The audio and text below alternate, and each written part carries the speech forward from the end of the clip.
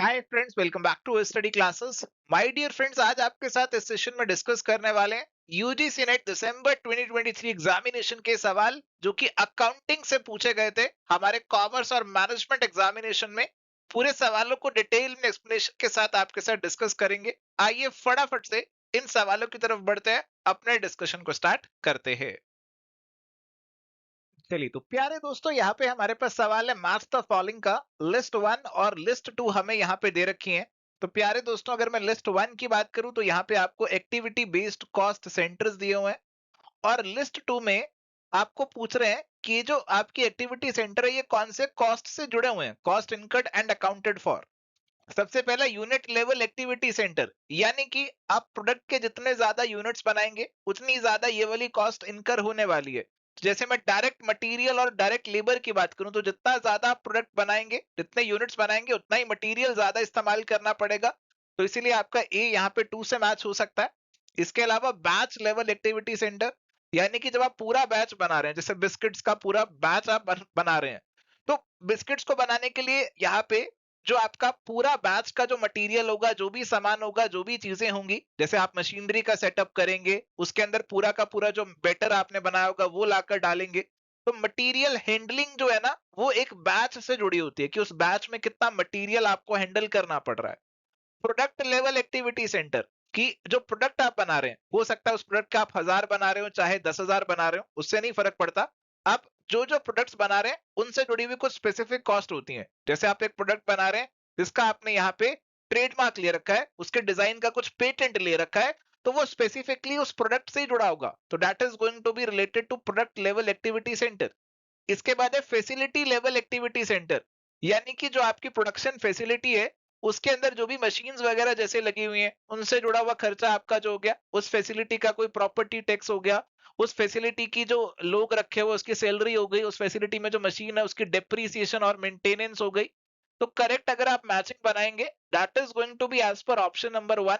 तो option number one answer हमारा यहाँ पे बन जाएगा।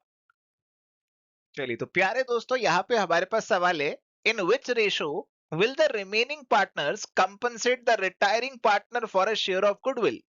अभी हमारे पास एक पार्टनर रिटायर हो रहा है, जो जो पार्टनर रिटायर हो रहा है बाकी पार्टनर्स जो है उसके शेयर को यहाँ पे गेन कर लेंगे। और जिस रेशो में वो गेन करेंगे इस शेयर को, इसी रेशो में वो रिटायरिंग पार्टनर को कंपनसेट करेंगे। बिल्कुल सीधी सी बात है। तो करेक्ट आंसर यहाँ पे आपका सीधा सीधा ऑप्शन नंबर थ्री का बन जाएगा। चलिए तो प्यारे दोस्तों, आते हैं जी हमारे सवाल की तरफ। और ये सवाल है, Lakshmi industries issued shares of rupees 1000 at a premium of rupees 10 पर share, payable rupees 20 on application, 35 on allotment including premium, यानी कि यहाँ पे 25 रुपए प्लस 10 रुपए आने वाले, and the balance on first and final call. तो बाकी जो बैलेंस आपका बचा वो आपका फर्स्ट और फाइनल कॉल पे आएगा। Mr. X, who held 200 shares, has paid only the application money and these shares were subsequently forfeited by the company. तो केवल एप्लीकेशन का पैसा दिया मिस्टर एक्स ने। In this regard by which amount share for feature account will be credited. अब देखो, मैं तो सीधी बात बोलता हूं कि देखो, मिस्टर एक्स ने यहाँ पे आपको एप्लीकेशन मनी दिया और कुछ नहीं दिया, इसीलिए आप उनके शेयर्स को फोरफीट कर रहे हैं। किस चीज को आप जब्त करोगे? जो पैसा उन्होंने दिया उसी तो जब्त करोगे, और पैसा उन्होंने केवल कितना दिया? आपको एप्लीकेशन दिया। तो 200 शेयर है, उस पे आपको 20 रुपए उन्होंने दिया हुआ एप्लीकेशन वाला, तो आप इसी को जब्त कर सकते हो, और तो कुछ आप जब्त कर ही नहीं सकते। शेयर प्रीमियम तो आया ही नहीं, तो वैसे भी उसको जब्त करने की बात नहीं बनती।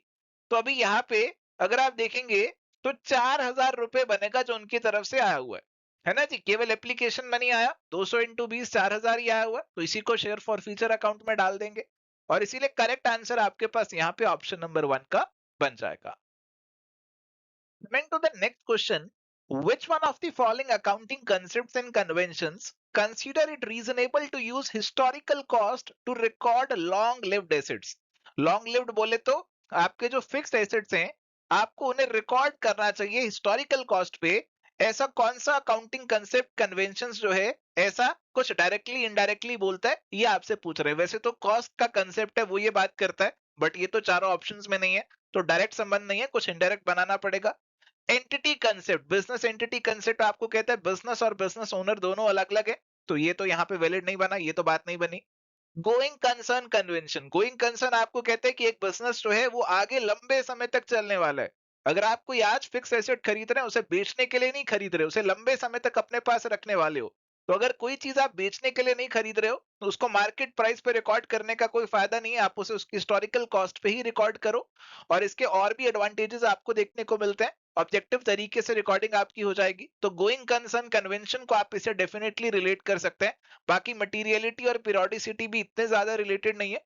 गोइंग कंसर्न कन्वेंशन जो है वो यहाँ पे आपका डायरेक्ट रिलेशन तो बना ही रहा है हिस्टोरिकल कॉस्ट के साथ, और इसीलिए करेक्ट आंसर आपका यहाँ पे ऑप्शन नंबर 2 का ही बनेगा।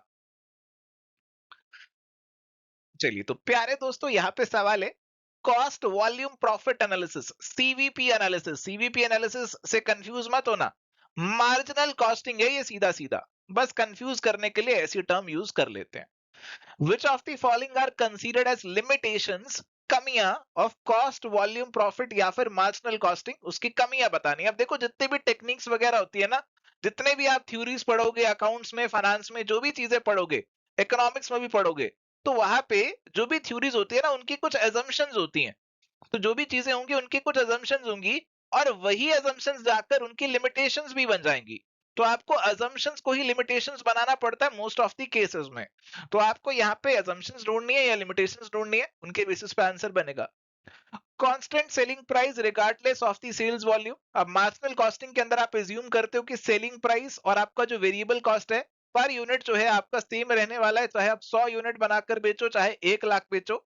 तो कांस्टेंट सेलिंग प्राइस इसके एक अजम्पशन रहती है, और यही इसकी एक लिमिटेशन यहाँ पे बन जाएगी। Firm efficiency and productivity are constant and the cost are linear. देखो आपकी जो कॉस्ट है आप उसे यहाँ पे लीनियर मानते हो। लीनियर बोले तो आपकी कॉस्ट आप कुछ ऐसे लीनियरली आप एक लाइन की फॉर्म में इसे ऊपर चलाते रहते हो। आप कहते हो कि आपकी जैसे अगर आप 1 यूनिट बना रहे हो तो पर यूनिट की कॉस्ट 10 है, वेरिएबल कॉस्ट की बात कर रहा हूं। और अगर आप 100 यूनिट बना रहे हो तो भी पर यूनिट की कॉस्ट आपकी 10 है, वेरिएबल कॉस्ट की मैं यहाँ पे बात कर रहा हूँ। तो हो सकता है कि अगर आप इकोनॉमीज ऑफ स्केल का फायदा उठाएं, हो सकता है आप कोई और बेहतर टेक्नोलॉजी ले आए जिससे आपकी पर यूनिट कॉस्ट वगैरह भी कम हो जाए। तो ये भी कहीं ना कहीं assumption और लिमिटेशन हमारा बन सकता है। फिलहाल इस पॉइंट को आप अभी होल्ड पे डाल सकते हैं क्योंकि इसमें एफिशिएंसी प्रोडक्टिविटी की बातें भी हो रही हैं कुछ, तो अभी होल्ड पे डालते हैं। Margin of safety is constant at varied levels of sale. अब देखो margin of safety is actual sales minus break even sale. अब ये कांस्टेंट नहीं होगा, जितना आपका सेल ज्यादा होगा उतना मार्जिन ऑफ सेफ्टी बढ़ता रहेगा, तो ये तो आपके आंसर में नहीं आना चाहिए। Sales mix and inventory level are constant. तो अगर आप मल्टीपल प्रोडक्ट्स को बेच रहे हैं, जैसे आप मान लीजिए एक नहीं बेच रहे, आप 3 प्रोडक्ट बेच रहे हैं, ए बी सी 3 प्रोडक्ट बेच रहे हैं, तो आप एज्यूम करते हो इनकी जो प्रोपोर्शन में आप बेच रहे हो वो प्रोपोर्शन आगे भी कांस्टेंट रहेगा, मेंटेन रहेगा। तो ऐसी assumption भी चलती है, और अगेन ये भी आपकी यहाँ पे लिमिटेशन बन जाएगी। Profit is constant at varied level of sale price. Again अगर आपका सेल प्राइस बढ़ेगा तो प्रॉफिट भी चेंज होगा, तो ये कांस्टेंट वाली बात ये भी गलत ही हो जाती है, ये तो मार्जिनल कॉस्टिंग के अंदर नहीं आती, ये तो वैसे ही आपके पॉइंट्स गलत हो गए। तो ए बी और डी कहीं ना कहीं आप लिंक कर सकते हो अपने मार्जिनल कॉस्टिंग की उसकी अजम्पशन से लिंक कर सकते हो, और इसीलिए आप उनको लिमिटेशंस बनाकर करेक्ट आंसर मार्क कर सकते हो ऑप्शन नंबर 4 का। Option 4 is going to be the correct answer. चलिए तो प्यारे दोस्तों, यहाँ पे हमारे पास सवाल है which of the following frameworks is considered as the open international standard for digital business reporting. तो अभी प्यारे दोस्तों बात हो रही है इंटरनेशनल लेवल पे बिजनेस रिपोर्टिंग की, और आजकल तो सब कुछ डिजिटल तरीके से ही होता है। अब देखो इंटरनेशनल लेवल पे आप बिजनेस की रिपोर्टिंग कर रहे हो, और अगर आप चाहते हो कि आपकी जो इंटरनेशनल लेवल की रिपोर्ट्स हैं they are to be made comparable, तो वो एक फॉर्मेट के अकॉर्डिंग होनी चाहिए, वो एक फ्रेमवर्क के अकॉर्डिंग होनी चाहिए। तो लेट सपोज इंडिया में अगर हम कोई रिपोर्ट बना रहे हैं, उसके अंदर लिख रहे हैं सन्ड्री डेटर्स, और मान लीजिए कोई रिपोर्ट आपकी यूएसए में बन रही है, उसके अंदर लिखा जा रहा है लेट सपोज अकाउंट्स रिसीवेबल, और किसी तीसरी कंट्री में रिपोर्ट बन रही है उसके अंदर लिखा जा रहा है ड्यू फ्रॉम कस्टमर्स। तो अलग अलग तरीके से अलग अलग चीजों को हो सकता है आप यहाँ पे लिख रहे हो अलग अलग कंट्रीज में, बट अभी हम इसे स्टैंडर्डाइज करना चाहते हैं। हम चाहते हैं कि सबका जो फॉर्मेटिंग है ना वो कुछ कुछ सिमिलर हो जाए, एक जैसी हो जाए, ताकि कंपेरेबिलिटी हो जाए, ताकि अगर मशीन्स ने, कंप्यूटर्स ने इन बैलेंस शीट्स को समझना है, परखना है, इनकी एनालिसिस करनी है, तो वो भी आसानी से कर सकें, ऐसा फॉर्मेट हमारा बन जाए। इस फॉर्मेट को यहाँ पे नाम दिया जाता है XBRL। XBRL की फुल फॉर्म आपकी रहती है जी extensible business reporting language, XBRL।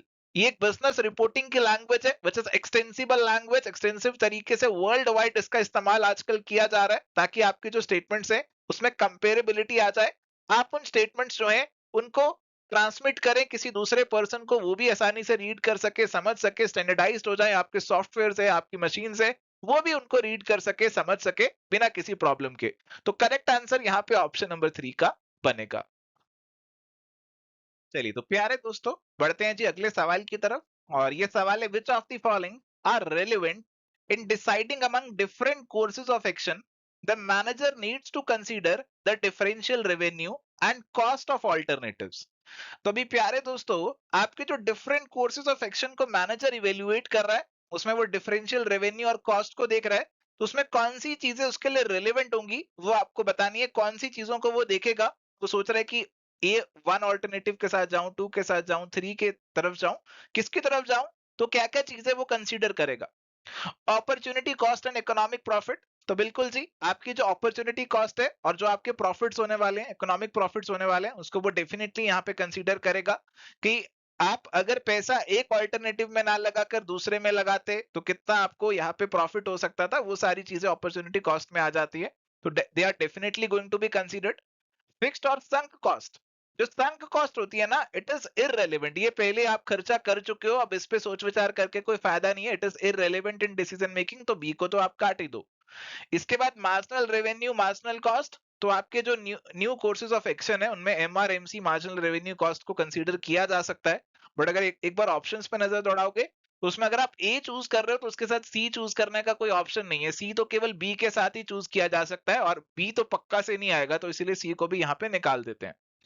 Incremental and marginal cost, तो जो भी आपका नया कोर्स ऑफ एक्शन है उसमें क्या आपकी मार्जिनल कॉस्ट होने वाली है, क्या एक्स्ट्रा कॉस्ट आपको इनकर करनी पड़ेगी, वो आप कंसीडर कर सकता है। तो डी वाला आपके आंसर में आ सकता है और इसलिए ऑप्शन नंबर 1 आप एक बार रख सकते हैं अपने आंसर में। फिलहाल पॉइंट नंबर ई है economies and diseconomies of scale, और ई अगर आपको रखना है, इकोनॉमीज और डिस इकोनॉमीज ऑफ स्केल को रखना है, तो फिर ए को आपको छोड़ना पड़ेगा अपने आंसर से। तो कहीं ना कहीं ऑप्शंस को देखकर हमें आंसर बनाना पड़ रहा है यहाँ पर। और मेरे हिसाब से ए वाला तो पक्का आना चाहिए। अब ए के साथ बी तो नहीं आएगा क्योंकि बी तो संक कॉस्ट है, तो पक्का ही नहीं आएगा, बी वाले तो आपको काट ही देने चाहिए। ए पक्का से आना चाहिए और ए के साथ यहाँ पे डी को चूज कर लेते हैं। हालांकि ई में भी हो सकता है आपको थोड़ी बहुत कंफ्यूजन वगैरह हो, आप कहें कि हाँ लिंक तो कर सकते हैं, बिल्कुल कर सकते हैं, बट ऑप्शंस के मुताबिक आपका जो करेक्ट आंसर है वो आपको चूज करना है। So that is going to be option number 1। चलिए तो प्यारे दोस्तों, यहाँ पे सवाल है जी हमारे पास, which of the following ratios are critically significant for an investor. तो एक इन्वेस्टर के लिए कौन सी रेशियोज क्रिटिकली यानी कि बहुत ज्यादा वाली सिग्निफिकेंस रखती हैं। Debt equity ratio, price earning ratio, dividend yield, asset turnover ratio और डेटर टर्नओवर रेशियो। तो प्यारे दोस्तों, अगर आप किसी कंपनी में पैसा लगाने की सोच रहे हैं, आप एज एन इन्वेस्टर हैं, ठीक है जी, आप उस कंपनी के अंदर आपने पैसा लगाना है, लेट सपोज 1 लाख रुपए आप लगाना चाहते हैं किसी कंपनी में, तो क्या क्या चीजों की तरफ आप अहमियत देंगे। आप ये जरूर देखेंगे उस कंपनी का शेयर प्राइस क्या है, और वो शेयर प्राइस कंपनी का उसकी कितनी अर्निंग के ऊपर है। जैसे एक कंपनी की अगर अर्निंग पर शेयर है 10 रुपए और उसका शेयर प्राइस यहाँ पे मार्केट में चल रहा है 100 रुपए, और ऐसी दूसरी कंपनी जो है उसकी भी अर्निंग पर शेयर 10 ही है और उसका मार्केट में जो शेयर प्राइस चल रहा है वो चल रहा है 1000 रुपए, तो आप ये चीज पक्का देखेंगे, आप कहेंगे जिसका पीई रेशो जो है आपको फेवरेबल लग रहा है, अंडर वैल्यूड लग रही है कंपनी, आप उसकी तरफ ज्यादा जाना चाहेंगे, तो ये चीज तो आप पक्का से देखेंगे। इसके बाद आप देखेंगे कंपनी में लोन कितने हैं, उधार कितने हैं, डेट इक्विटी रेशो क्या है, ये तो आप पक्का से देखोगे। अगर बहुत ज्यादा उधार लिए हुए तो फिर वो कंपनी रिस्की हो जाती है।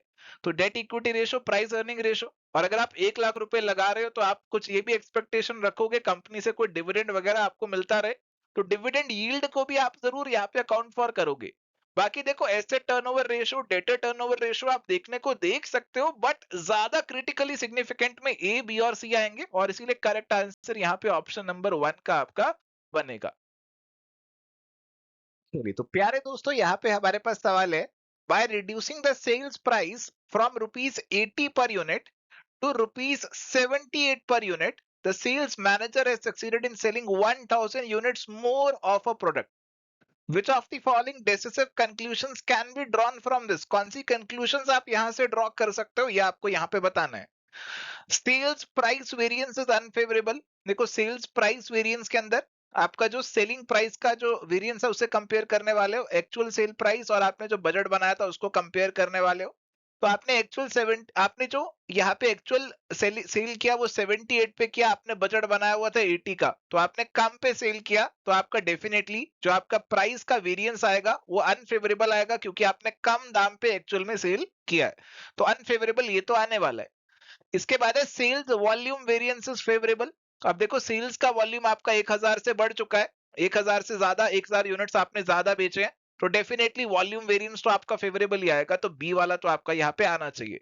ठीक है जी। इसके बाद है total sales variance is unfavourable. अब टोटल सेल्स वेरिएंस की बात हो रही है।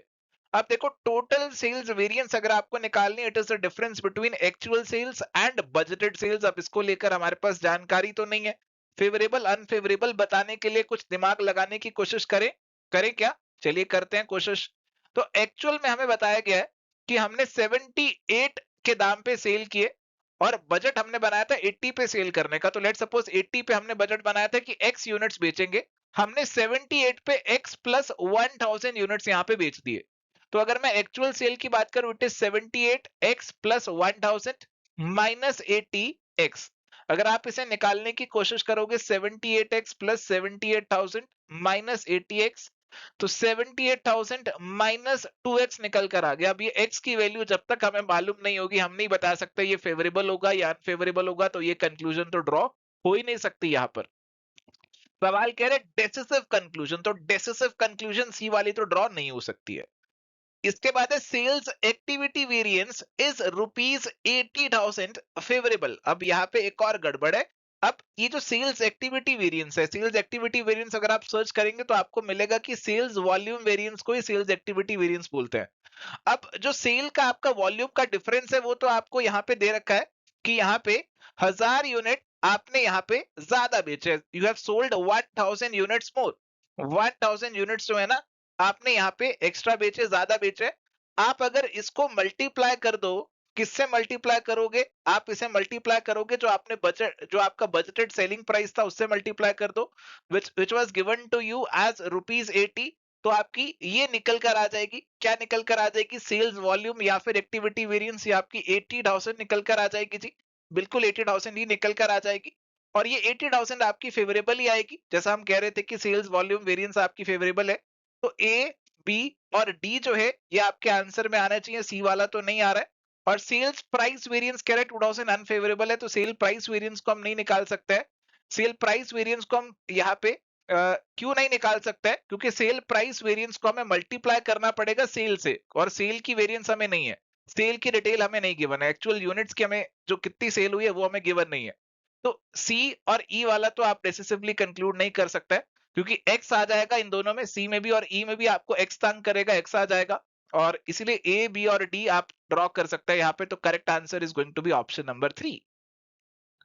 चलिए तो प्यारे दोस्तों, यहाँ पे हमारे पास सवाल है, न्यूमेरिकल प्रॉब्लम है, बहुत ही आसान है। करंट रेशो हमें दिया हुआ है 2.5, लिक्विड रेशो दिया है 1.5 और वर्किंग कैपिटल दिया है 90,000 का। हमें निकालना है इन्वेंट्री की वैल्यू। तो अभी यहाँ पे वर्किंग कैपिटल आपको दे रखे हैं 90,000 का, तो हम कह सकते हैं current assets minus current liabilities हमारे पास 90,000 होगा। और करंट रेशियो 2.5 दिया हुआ है, तो current assets divided by current liabilities हमारे पास ये 2.5 होने वाला है। तो मैं लिख सकता हूँ current assets is equal to 2.5 current liabilities. और जो ये वाला वैल्यू है इसको ये ऊपर पहले वाले इक्वेशन में पुट कर देते हैं, तो ये बन गया 2.5 current liability minus current liability is equal to 90,000। और अगर आप इसको सॉल्व करेंगे तो करंट लायबिलिटी की जो वैल्यू है ना प्यारे दोस्तों, वो यहाँ पे निकल कर आ जाएगी, ये 60,000 यहाँ पे निकल कर आ जाएगी। करंट लायबिलिटी अगर 60,000 है तो प्यारे दोस्तों करंट एसेट्स क्या होंगे? इसके 2.5 गुना होंगे, यानी कि 1,50,000 हो जाएंगे। और अभी हमें लिक्विड रेशो 1.5 दिया हुआ है, तो उसका फॉर्मूला हमारे पास रहता है liquid assets divided by current liabilities is equal to 1.5। और करंट लायबिलिटी हमें पता है कि 60,000 है, तो यहाँ पे वैल्यू पुट करते हैं 60,000 की और मल्टीप्लाई कर देते हैं 1.5 से, तो हमारे पास लिक्विड एसेट्स निकल कर आ गए यहाँ पे 90,000 के। तो अब हमारे पास करंट एसेट 1,50,000 है, लिक्विड एसेट्स 90 है। इन दोनों का जो डिफरेंस होगा वो हमारे पास बनेगा हमारा इन्वेंट्री की वैल्यू।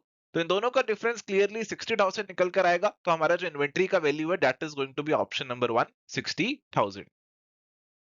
तो प्यारे दोस्तों आ जाते हैं जी हमारे पास नेक्स्ट क्वेश्चन की तरफ। और ये क्वेश्चन के अंदर आपको सेल्स और प्रॉफिट का डाटा दे रखा है 2 पीरियड्स का, और यहाँ पे आपको कंप्यूट करना है पीवी रेशो यानी कि प्रॉफिट वॉल्यूम रेशो। बहुत ही आसान सवाल है।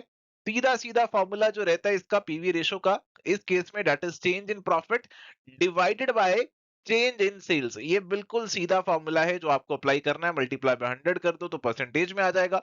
तो प्रॉफिट में हमारा चेंज पहले 10,000 माइनस था, अब 10,000 पॉजिटिव हो गया। तो मोटा मोटी हमारे पास 20,000 का चेंज यहाँ पे हो गया। और सेल्स का चेंज पहले 7 लाख की थी, अब 9 लाख की हो गई, तो 2 लाख का चेंज सेल्स में हो गया। मल्टीप्लाई बाय 100 कर दिया, बहुत ही इजी कैलकुलेशन हो गई। 10% आपका निकल कर आ गया profit volume ratio. Option number 1 आपका आंसर यहाँ पे बन जाएगा। चलिए तो प्यारे दोस्तों अब यहाँ पे सवाल है, which of the following are cash from financing activities. तो आप जानते हैं कैश फ्लो स्टेटमेंट के अंदर 3 तरीके की एक्टिविटीज होती है, और फाइनेंसिंग एक्टिविटीज आपके जो कैपिटल स्ट्रक्चर है मोटा मोटी उससे जुड़ी होंगी। और यहाँ पे cash receipt from issue of shares, ये फाइनेंसिंग एक्टिविटी है। बायबैक ऑफ शेयर की पेमेंट, ये भी फाइनेंसिंग एक्टिविटी है। Acquisition of fixed asset, fix asset की एक्विजिशन इन्वेस्टिंग एक्टिविटी होता है, ना कि आपका financing. Payment of cash dividend, तो डिविडेंड आप पे करते हैं अपनी कैपिटल के ऊपर, तो ये भी एक फाइनेंसिंग एक्टिविटी है। Cash receipt of interest and dividend on long term investment, तो आपने कोई इन्वेस्टमेंट किया था उस पर आपको रिटर्न मिल रहा है, तो it is clearly an investing activity. तो ए बी और डी हमारे पास आने चाहिए आंसर में। क्लियरली ऑप्शन नंबर 4 हमारा आंसर यहाँ पे बन जाएगा। चलिए coming to the next question, very very simple, which of the following is correct accounting equation. तो अकाउंटिंग इक्वेशन को तो कौन नहीं जानता। अकाउंटिंग इक्वेशन बहुत ही सिंपल है, इसे बैलेंस शीट इक्वेशन भी कहा जाता है।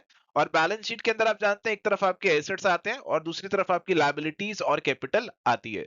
तो अगर हम सीधा सीधा यहाँ पे मार्किंग करना चाहें तो इसमें हमारे पास पहला वाला तो सही नहीं बन रहा, दूसरा वाला भी सही नहीं है, तीसरा भी सही नहीं है, चौथा वाला आप कह सकते हैं सही है, क्योंकि लायबिलिटीज आप कह सकते हैं। देखो इक्वेशन ये assets is equal to liabilities plus capital, और इसको ऐसे भी लिख सकते हैं assets minus capital is equal to liabilities, ऐसे भी लिखा जा सकता है। तो ऑप्शन नंबर 4 हमारे पास करेक्ट आंसर यहाँ पे सीधा सीधा बन जाएगा। चलिए तो प्यारे दोस्तों अब आते हैं जी हमारे नेक्स्ट क्वेश्चन की तरफ। इसमें अकाउंटिंग स्टैंडर्ड है जिसमें इंड एएस के ऊपर आपसे पूछा जा रहा है, और ये कौन सा इंड एएस किससे जुड़ा हुआ है ये आपसे यहाँ पे पूछ रहे हैं। तो सबसे पहला इंड एएस 1 है जो कि बात करता है आपकी फाइनेंशियल स्टेटमेंट की प्रेजेंटेशन से, तो ये तो 2 से मैच होगा। इंड एएस 7 आपका कैश फ्लो स्टेटमेंट से जुड़ा हुआ है। इंड एएस 16 जो है that is related to property plant and equipment, तो ये आपका 4 से मैच हो जाएगा। बाकी इंड एएस 18 बचा जो रेवेन्यू रिकॉग्निशन से मैच हो जाएगा। करेक्ट आंसर यहाँ पे हमारे पास ऑप्शन नंबर 2 का बन जाएगा। चलिए तो प्यारे दोस्तों अब यहाँ पे सवाल है जी, in case of financial enterprises cash flow arising from dividend receipt and paid is shown in cash statement under which of the following activities. अब देखो हमारे पास एक तो नॉर्मल एंटरप्राइज होती है और एक होती है फाइनेंशियल एंटरप्राइज। फाइनेंशियल एंटरप्राइज जो है यहाँ पे इसका काम ही क्या होता है, शेयर वगैरह में इन्वेस्ट करना, तो ये सब काम वो नॉर्मली कर ही रही होती है। तो अभी ये वाली जो कंपनी है अगर इसको डिविडेंड मिल रहा है तो डिविडेंड रिसीव्ड इसके लिए एक नॉर्मल ऑपरेटिंग एक्टिविटी हो गया, क्योंकि ये तो काम ही नॉर्मली यही कर रही है, इन्वेस्टमेंट वगैरह कर रही है, शेयर्स वगैरह खरीद रही है, और उस पर जो इनकम आएगी वो इसकी नॉर्मल ऑपरेटिंग इनकम ही होने वाली है। बट ध्यान रखने वाली बात ये है कि जो हमारा डिविडेंड पेड होता है, dividend paid in any case is a financing activity, वो हमेशा फाइनेंसिंग एक्टिविटी रहता है चाहे कोई भी तरीके की एंटरप्राइज आपकी हो। चेंज आता है डिविडेंड रिसीव्ड के ट्रीटमेंट में, डिविडेंड पेड के ट्रीटमेंट में कोई चेंज नहीं आता। तो डिविडेंड रिसीव्ड ऑपरेटिंग एक्टिविटी होगा और पेड फाइनेंसिंग एक्टिविटी होगा, और इसीलिए करेक्ट आंसर यहाँ पे आपका ऑप्शन नंबर 4 का बन जाएगा। चलिए तो प्यारे दोस्तों यहाँ पे होते हैं जी आज के सवाल खत्म। अगर आप मोटिवेटेड फील कर रहे हैं और डिटेल में कॉम्प्रिहेंसिव तरीके से पढ़ाई करना चाहते हैं, प्रैक्टिस करना चाहते हैं, प्रीवियस ईयर क्वेश्चंस को लगाना चाहते हैं, तो आप चेकआउट कर सकते हैं हमारे डिटेल्ड और कॉम्प्रिहेंसिव कोर्सेज को, जिनकी सारी डिटेल्स आपको हमारी ऐप या फिर वेबसाइट पे मिल जाएगी। So thank you my dear friends, आज के लिए सेशन में इतना ही। I hope UGC NET December 2023 examination के जो प्रीवियस ईयर के सवाल आज हमने आपके साथ डिस्कस किए वो आपको यहाँ पे समझ में आए। इस सेशन को एंड करते हैं, मिलेंगे नेक्स्ट सेशन में। Till then goodbye, take care, all the best.